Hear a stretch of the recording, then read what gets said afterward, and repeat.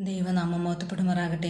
യേശുവിനെ നോക്കി യാത്ര ചെയ്യുന്ന സഹോദര സഹോദരി, നിങ്ങളുടെ ജീവിതത്തിൽ പരാജയങ്ങളാലും ദുഃഖങ്ങളാലും കടഭാരങ്ങളാലും ഞെരുക്കം അനുഭവിക്കുന്നവരായിരിക്കാം. ഇപ്പോൾ എന്നെ കേൾക്കുന്ന നിങ്ങൾ ആരോടും ഒന്നും തുറന്നു പറയുമ്പോൾ പോലും കഴിയാതെ, എന്തിന് ഒന്ന് ഉറക്കെ കരയാൻ പോലും കഴിയാത്ത സാഹചര്യത്തിലൂടെ പോകുന്ന വ്യക്തിയായിരിക്കാം. ഞാൻ നിങ്ങളോടൊരു കാര്യം പറയാം, ആശ്രയം ദൈവത്തിൽ മാത്രമായിരിക്കണമേ.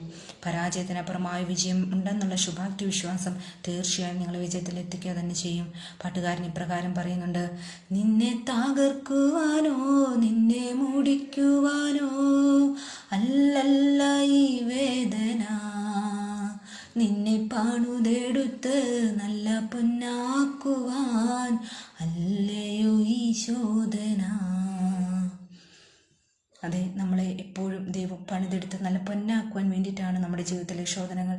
ദൈവം നിങ്ങളെ ധാരാളമായി അനുഗ്രഹിക്കുമാറാകട്ടെ. ആമേൻ.